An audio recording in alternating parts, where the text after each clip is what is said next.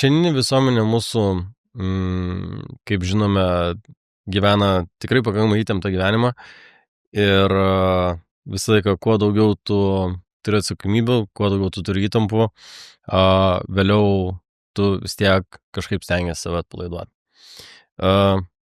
Kiekvienas atpalaiduojam save įvairiais būdais. Yra kas medituoja, yra kas sportuoja, bet yra kas, tarkim, mėgsta ir pertraukos metu eiti parūkyti, o savaitgaliais ir išlenkti taurelę vieną kitą. O kitą kartą, kaip sako, viena per mažai, dvi per daug, trys per mažai. O tada jau būna, kaip būna. Ir šiandien mes norime pakalbėti apie būtent priklausomybės, kurios susiformuoja, kartais atrodo nuo nekalto veiksmo, ar ne, nuo iš tikrųjų pateisinamo veiksmo, nes atpalaiduot mes visi turim save teisę, ne, ir, bet kartais tie geri dalykai tampa mūsų gyvenimą labai nemaloniais. Tai šiandien bendrauju aš su Darium. Dariau, prisistatykite, kas jūs?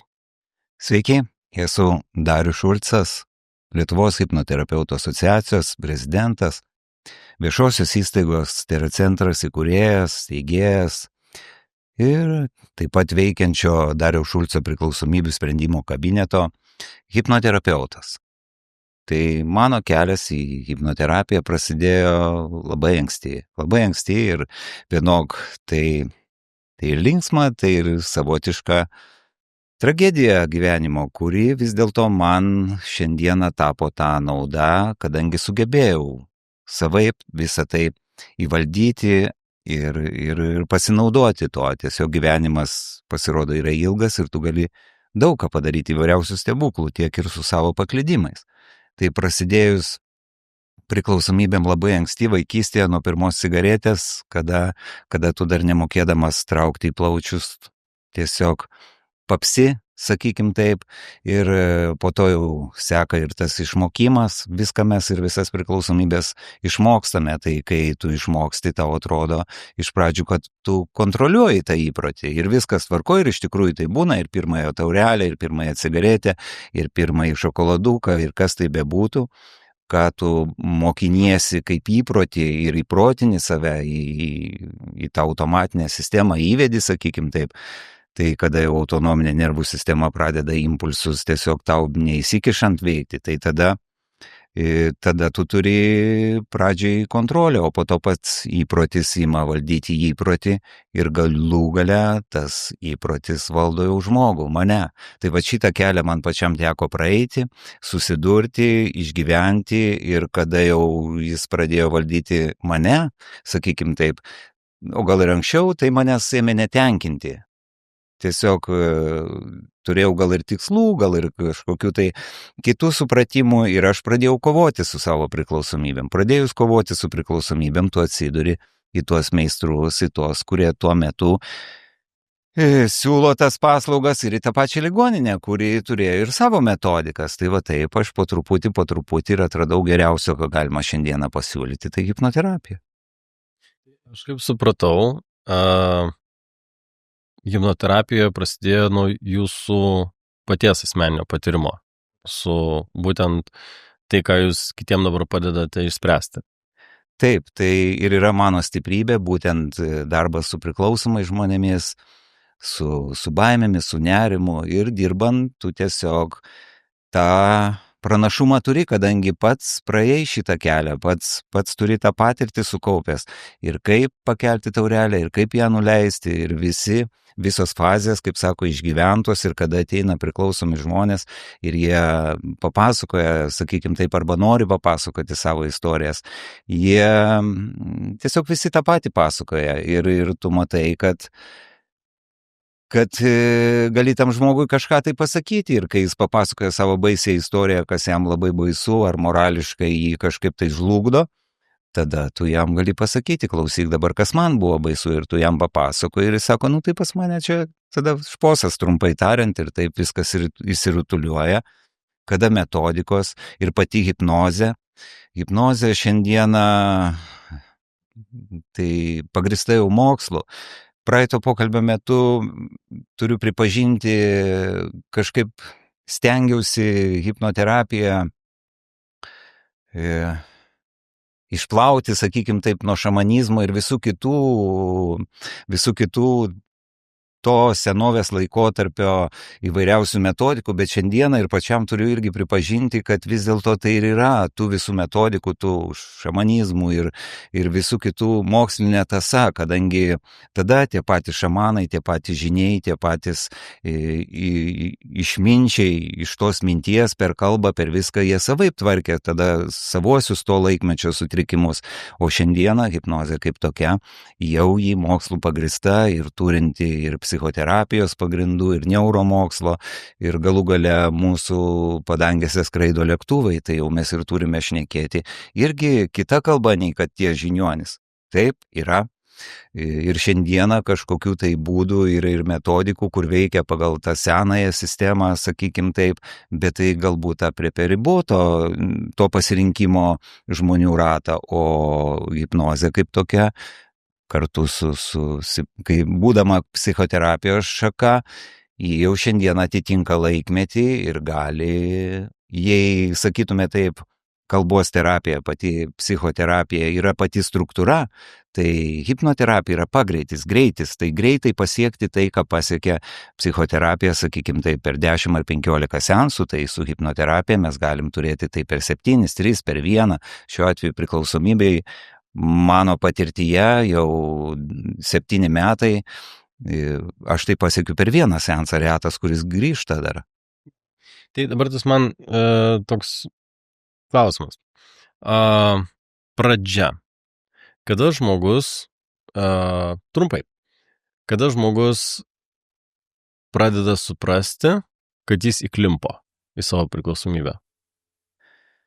Kad jis įklimpo, tai įpročiui tapus, pradedant valdyti įprotį ir tuo metu, kada jau tau iš rankų pradeda kristi, tiesiog tu jauti tos ženklus, kad tu vėluoji į darbą, ar tai artimieji signalizuoja, kad netvarka yra ir jau tu esi įklimpęs, tu nebekontroliuoji, tu nebesuvaldai, tu esi jau kitame etape ir jau viskas vyksta automatu ir arba tai tave dar tenkina ir tu tai pateisini ir ten visiems aiškini, kad čia jūs ligoniai, jau aš sveikas, o tai jau ir matosi, kad žmogus yra įklimpęs ir jam reikia tvarkytis. Tai pastebi pirmieji aplinkiniai, bet kitas būdamas subjektyvai stiprus, jis ten dar visokiausių įvairiausių istorijų, pateisinimų prikuria ir prisako, kad net gražu klausyti. Net atėję į terapiją žmonės, jie iš vis dažnas prisipažįsta geriausių psichologų.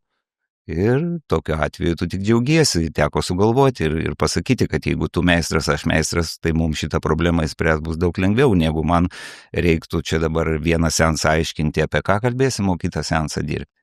O tai, kaip pavyzdžiui, tarkim, pradžia yra tada, tokia atveju, kai jau pradeda tau trukdyti tavo normaliam gyvenimui, kaip suprantu.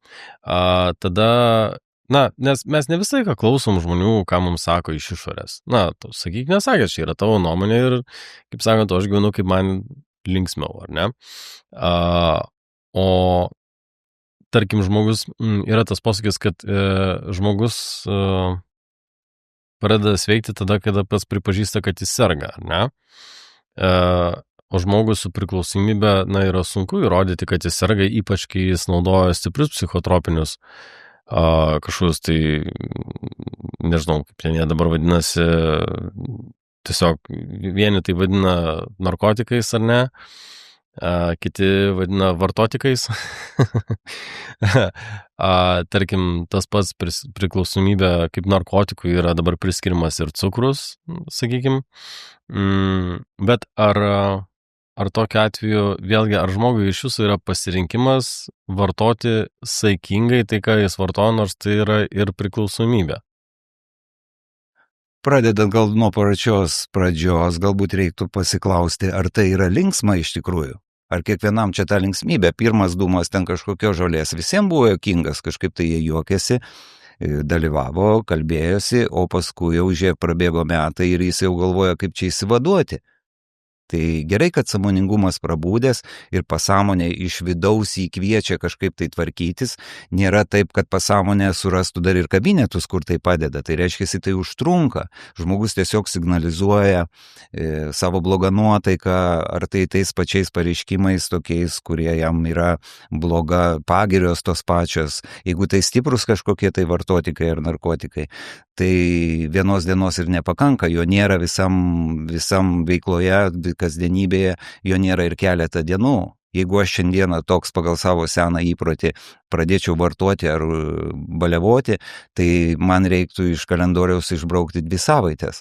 Ką tai reiškia? Tai reiškia, kad aš 1 savaitę linksminčiaus, man galbūt ir būtų pirmąją, gal ir antrąją dieną linksma, netikiu, kad antrąją būtų linksma, bet visas kitas dienas aš tiesiog gydyčiaus, man tai būtų kančia, o po to jau tiesiog užsidaryčiau, pasislėpčiau ir po kaldrą kratyčiaus, kaip sakant, po 20 cm nuo to, kaip čia lietuviškai, nuo matraso, tai vat ir tau gautųsi tokia vat ir baimė, ir nerimas, ir galų gale, kur tai gyvenimas. Ir kai tai žmonės kiekvienas susidūręs su tuo, jisai pamasto, ar tai man čia tikrai norisi to, kaina per didelė, kažkas tai moka visą gyvenimą ir tiesiog jie iškeliauja labai anksti, o tie, kurie turi tą supratimą, įsiklauso į save, į savo vidų ir sakykim taip, kūnas tam keitimuisi nesipriešina, priešinasi protas dažniausiai.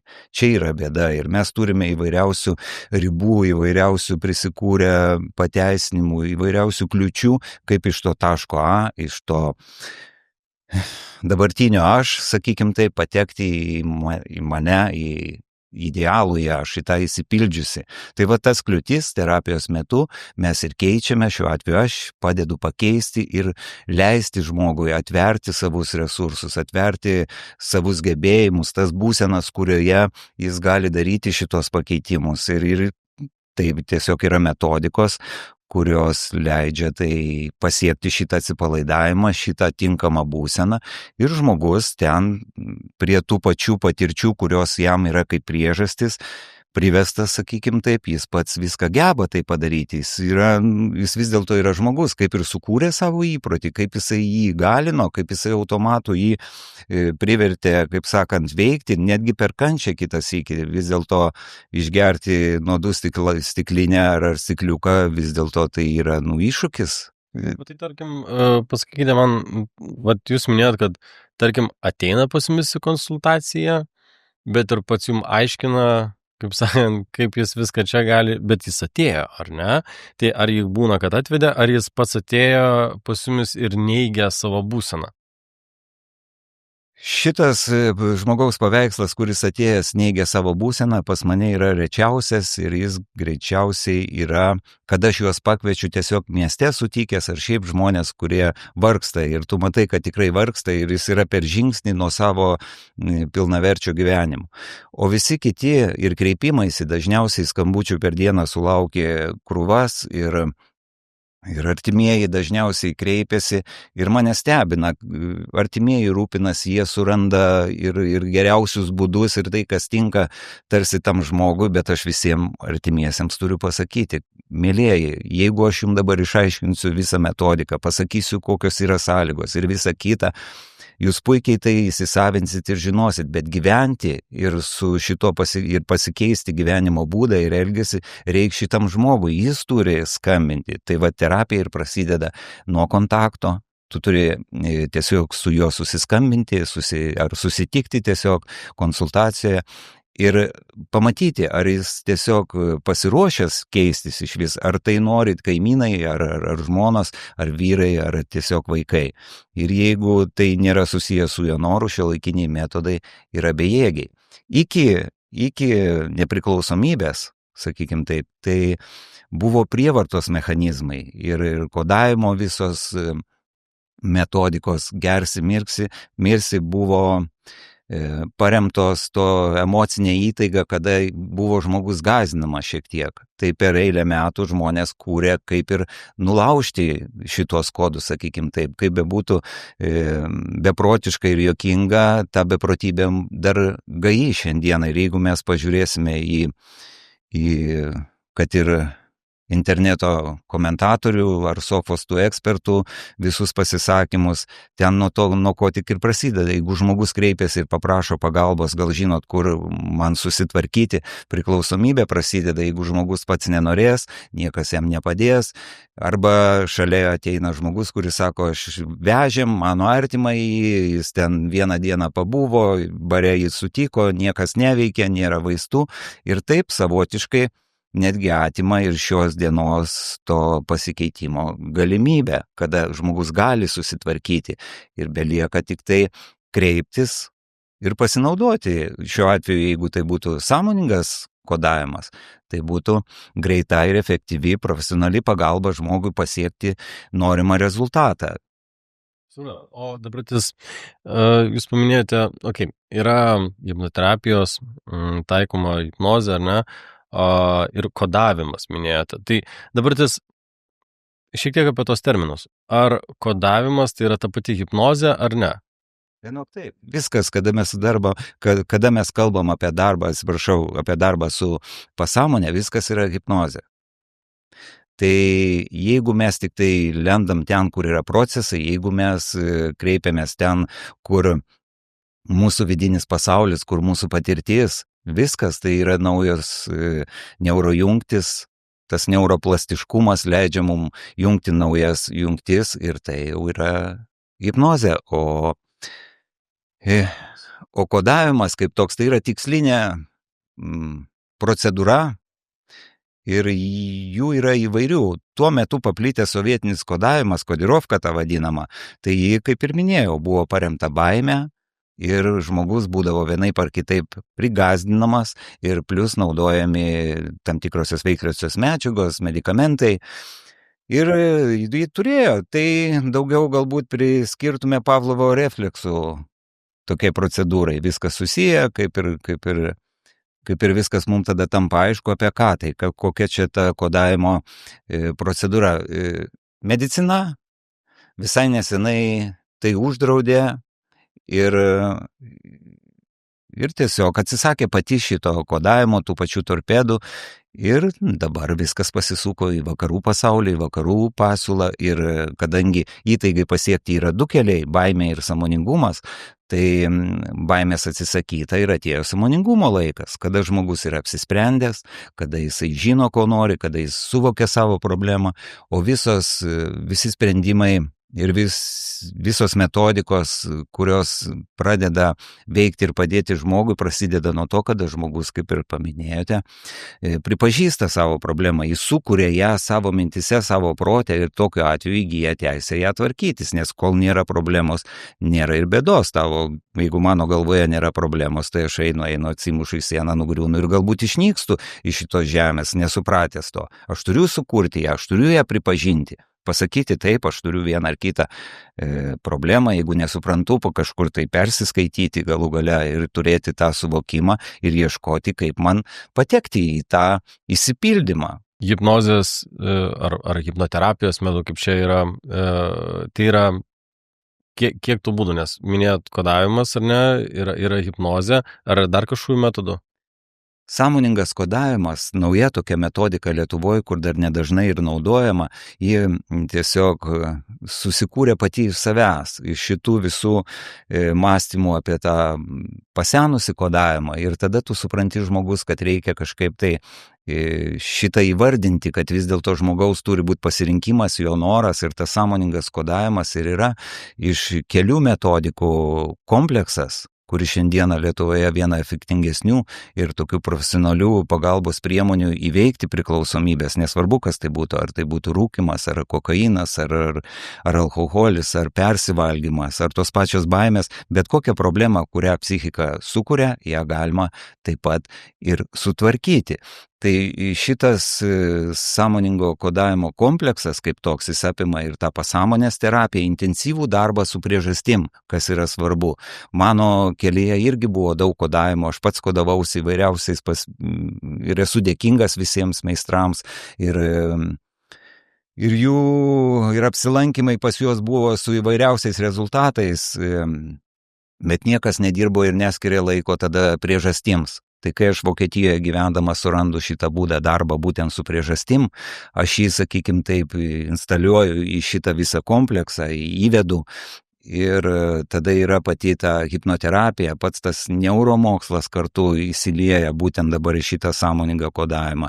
Ir tiek vidinio vaiko nuraminimas, labai jautri scena, kada žmogus susitinka pats su savim ir pats hipnotinis scenarius ir tik tai tada ta įtaiga. Tai vat ir koks yra pranašumas, kaip sakant, visą tai, kad gauti šiandieną reiktų į 4 kabinetus važiuoti, kad surinkti kiekvieną dalį atskirai, o tu intensyviai dirbdamas gauni ir tą savokų suderinimą iš karto terapijos metu ir patį sprendimą ir tu išeini laimingas. Tai va, taip žmonės, džiaugiuosi, kurie kreipiasi, kurie pasirinko šitą metodiką, ji turi dar ir pranašumų po to ir atkryčio metu, reiškia, nėra šitų keistų baimių, nėra tokių susidomėjimų, tiesiog žmonės būna įsprendę giluminiai, jį pasiekia giluminius sluoksnius ten, kur yra įprotis ir leidžia žmogui pačiam pasikoreguoti. Man, kas įspūdingiausia ir unikaliausia, man nereikia pasakoti visų šitų įvykių gyvenimo, šitų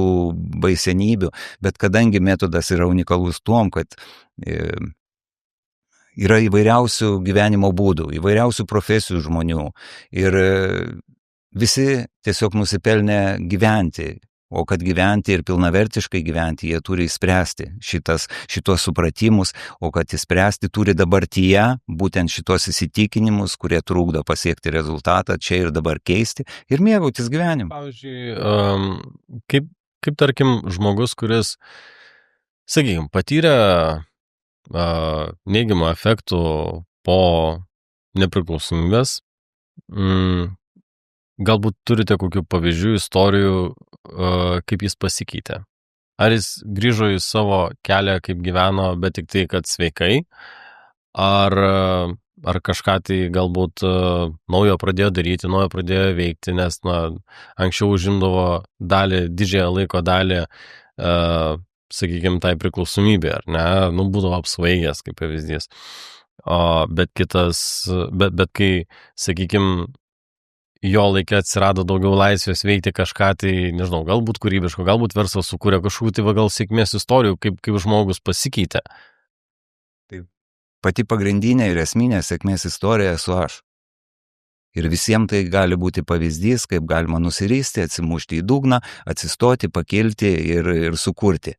Ir groti, ir dainuoti, ir šokti, ir leisti savo gyventi laimingai. Tai ir yra to stebuklo išnaudojimas šitam kūrybiniam tikslui, savęs įgalinimui veikti, daryti, taip pat ir šitas pagalbos organizacijas sukurti. Ir dabar tiesiog ir esame paskelbę tokį projektą, pirmas žingsnis į sąmoningą ir blaivų gyvenimą, tai vat būtent šitos istorijos prasidės irgi šitam pirmame žingsnyje, o man tai yra kasdienybė visos šitos istorijos, kada žmonės paskambina ir po metų, ir po 2, ir po 5, kada jie džiaugiasi, kaip jie pasiekė ir kaip jiem pasisekė įveikti ir mėgautis to gyvenimu, kaip sukūrė naujas šeimas arba tos pačios tiesiog toliau laimingai gyvena. Įvairiausių istorijų, ir kurioziškų istorijų, kada žmogus susitvarkė ir išsiskyrė, nes būdamas